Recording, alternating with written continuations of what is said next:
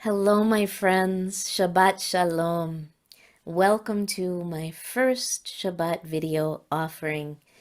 We've been thinking about this for a while. It seems like the Sabbath practice is something that people hunger for.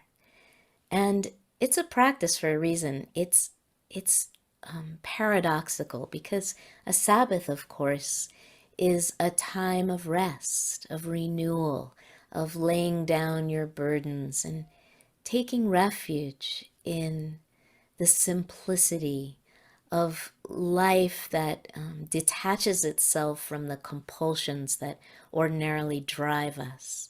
So you would think that would just have implicit ease, right? That you would just disconnect from all of the busy to-do-ness, and just be. Like, what's so hard about that? Everything is hard about that, right? Everything.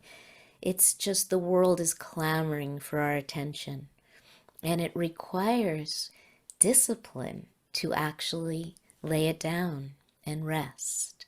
And so we're approaching this as a spiritual practice.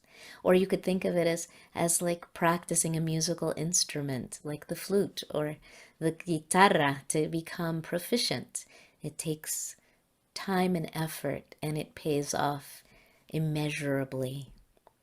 Most people I know say, it's so nice, Mirabai, that you have this weekly Sabbath practice, but I can't do that because I'm too busy. There are too many demands on me.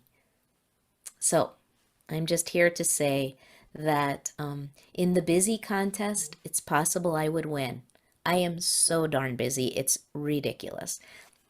And there are so many demands on me, both in the interpersonal, familial space and also in the professional and spiritual arenas. So, I mean, I get it, is what I'm trying to say.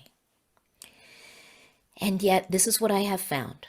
That when I started this practice around, I don't know, 30 years ago, maybe, seriously, I had small children. I was a single mom. I was working 3 part-time jobs to try to make ends meet.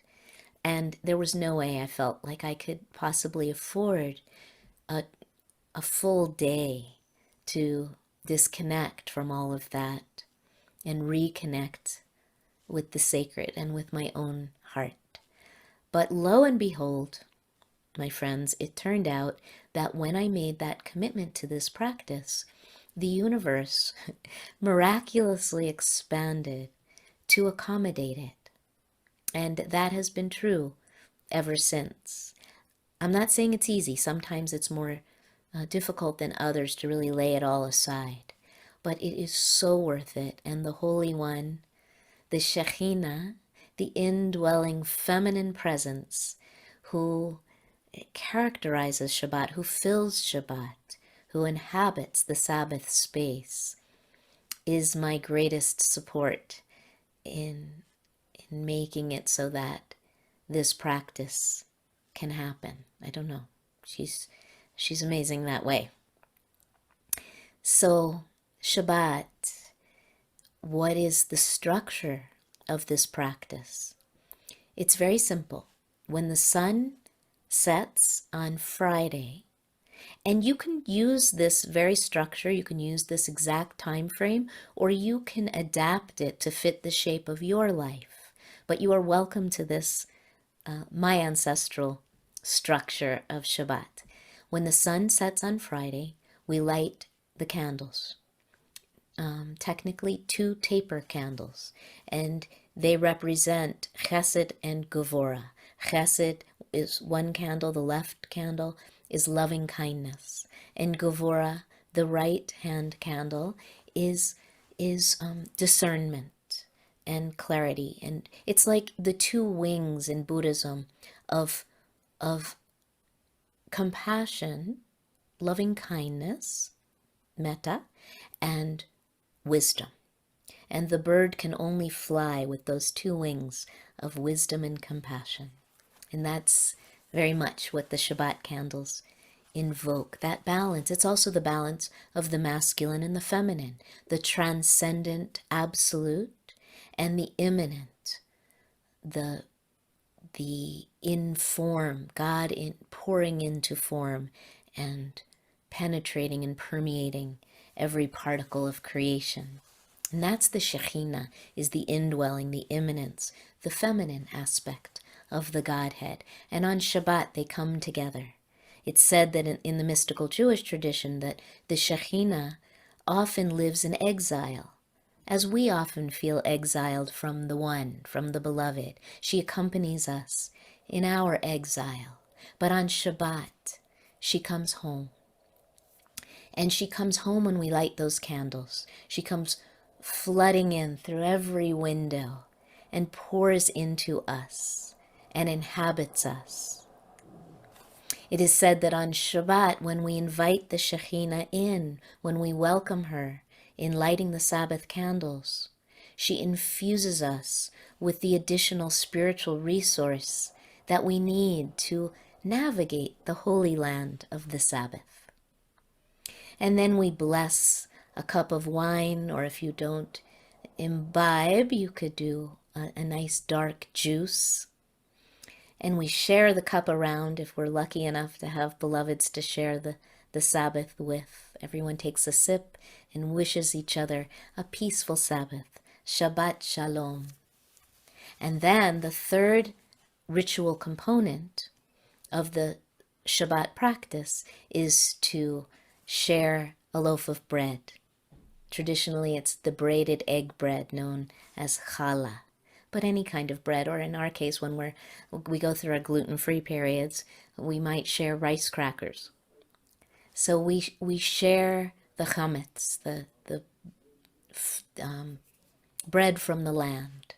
We share the wine, the fruit of the vine, the transformational elixir. And we welcome the Shekhinah when we light the candles. So those three things, candles, wine, and bread, are the ritual elements. And once we have done that, and you can pray in any language, including your own mother tongue, to just welcome the Sabbath, honor the land, say yes to the transformational elixir of spiritual connection, then we engage in a 24-hour period of rest, of renewal, of taking long walks in nature, or if you're not mobile, just finding a way to connect in some other way with the natural world. I read poetry on Shabbat.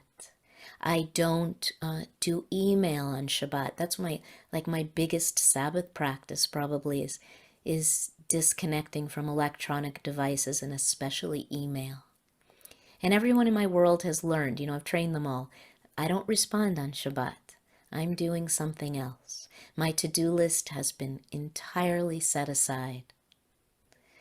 And so, friends, I invite you to find a way to commit, or perhaps to recommit, to some kind of regular Sabbath practice where you lay down your burdens and allow yourself to be, to breathe, to be in nature, to take naps, to read poetry, preferably to your lover in bed or in a beautiful outdoor space, to do whatever it takes to restore your connection to yourself, to community, to the natural world, in a way that fills you rather than depletes you. You see what I mean? Whatever works for you.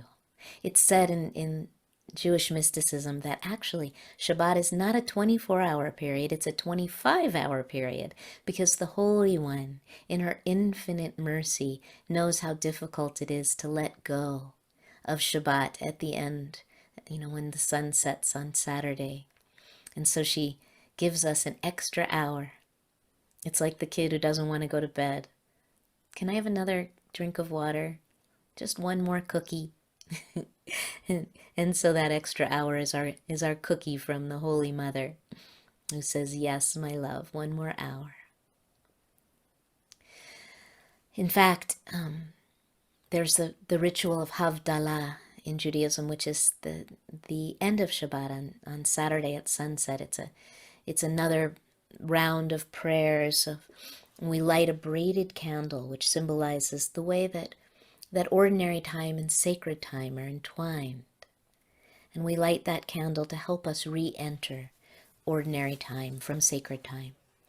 And we inhale from a box of fragrant spices so that we won't faint with longing and sorrow that we have to let Shabbat go for another week. And we take that fragrance into our everyday lives again and carry it with us. So, as Abraham Joshua Heschel says, let us build a temple in time, whether it's a day a week from sunset on Friday to sunset on Saturday, or some other structure that you're able to weave into your life. Let us build this temple in time and enter it. It will help us to heal this beautiful broken world. Your Sabbath practice will make you a more robust container for what is needed in these terrible, turbulent, yet ultimately transformative times. Thank you. Shabbat Shalom.